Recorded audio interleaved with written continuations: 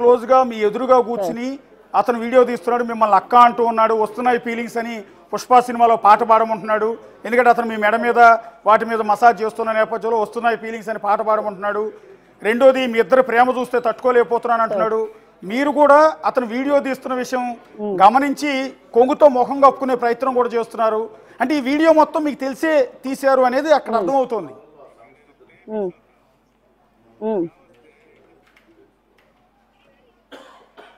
Last లో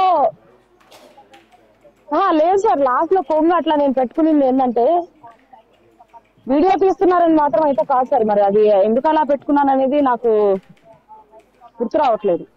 అతను ఎవరండి? మాట్లాడింది అయితే వాస్తవం సార్. అక్కడ అక్క అక్క అంటున్నది ఎవరండి?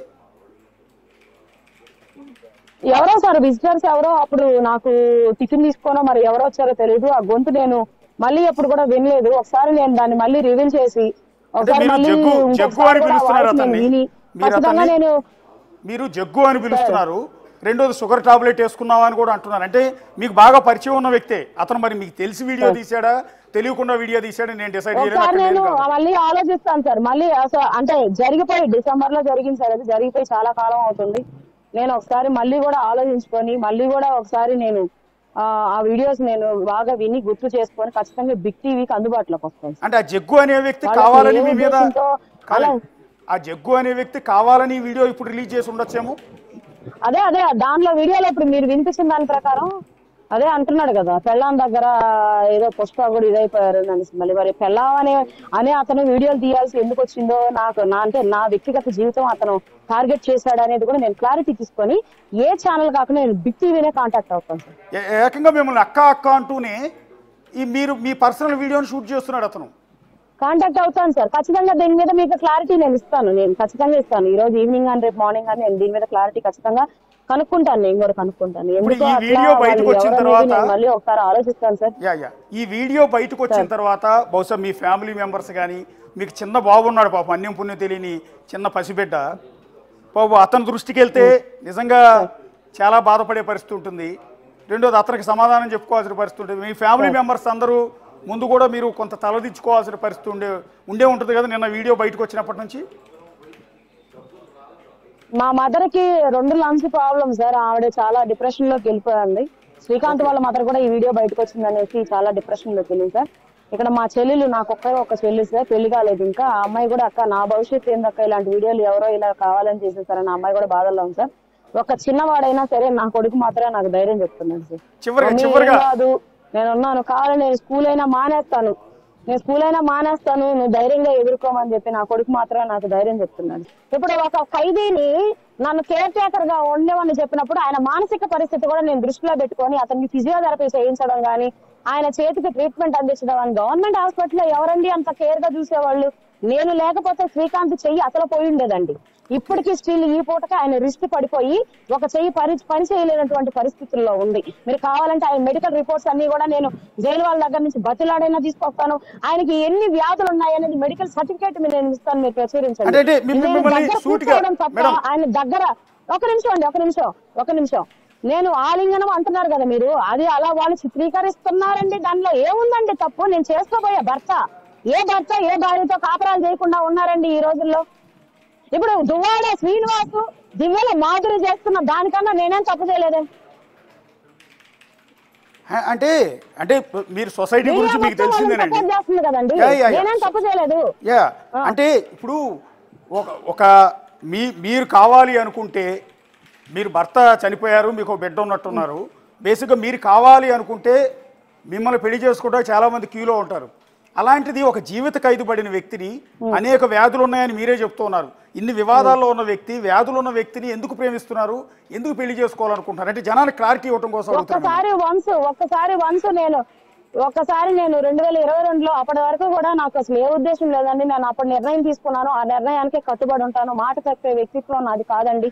నేను ఆ మనిషి జీవితాన్ని నా జీవితంలోకి తెచ్చుకొని మేము హ్యాపీగా నెల్లూరు రోజులు పెట్టేసి వెళ్ళిపోయేసి మేము ఎక్కడన్నా బతకాలి, జీవించాలని మంచి ఉద్దేశంతో ఉన్నాను. నేను అందరిని కూడా రిక్వెస్ట్ చేస్తున్నాను, మీడియాని కానీ, పోలీసు వాళ్ళని కానీ, గవర్నమెంట్ ని కానీ, నా ప్రేమను బతికించండి. ఇంతకు మించి నేనేం చెప్పలేనండి.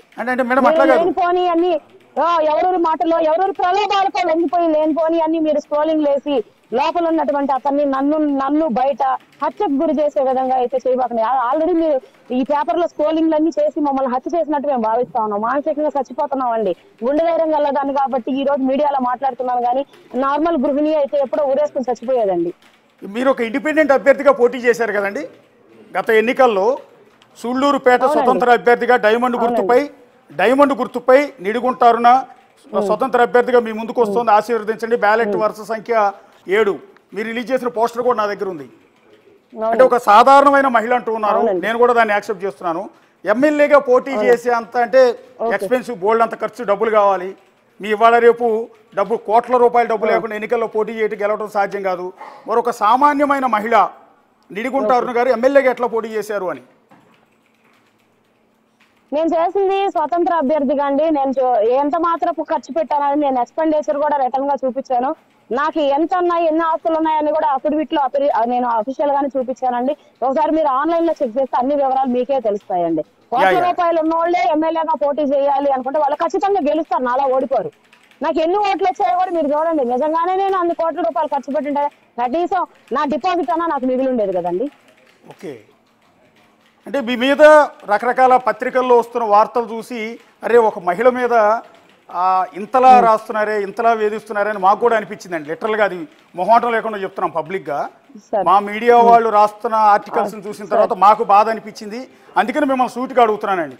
మీ మీద వచ్చిన మొట్టమొదటి ఆర్టికల్ ఆంధ్రప్రదేశ్ సెక్రటేరియట్లో జగన్మోహన్ రెడ్డి సీఎంగా ఉన్న సందర్భంలో సెక్రటేరియట్ మొత్తాన్ని శాసించారని, ఐఏఎస్లు ఐపీఎస్లు మొత్తం సెటిల్మెంట్లు చేసేవాళ్ళని, మీరు ఏది చెప్పినా సరే కాకీలు కానీ ఐఏఎస్లు కానీ మీ మాట వినాల్సిందేనని ఇంత పెద్ద ఎత్తున మీ ఫోటోలతో ఒక ఆర్టికల్ రాశారు. ఫోటోలు వేయలేదు కానీ ఆర్టికల్ రాశారు. చెప్పండి. అంటే ఎట్లా, అది నిజమేనా? నిజంగా మీకు సెక్రటేరియట్కి వెళ్ళేవాళ్ళ ఐఏఎస్ ఐపీఎస్లో, లేకపోతే వాళ్ళ దగ్గరికి వాళ్ళ పేషీల్లోకి మీకు అనుమతి ఉండేదా నిజంగా?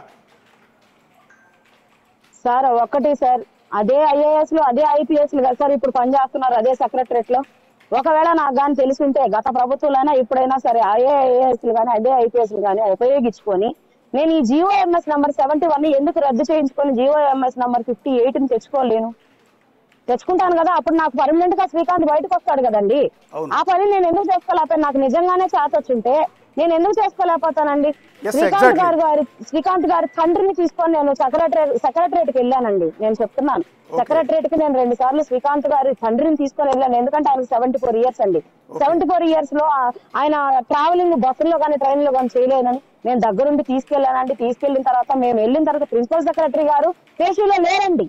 మేము తీసుకోపోయినటువంటి అర్జీని ఆ సెక్షన్ లో ఇచ్చి మేము రిసీవింగ్ ఫామ్ తీసుకొని మాత్రమే వచ్చేసామండి.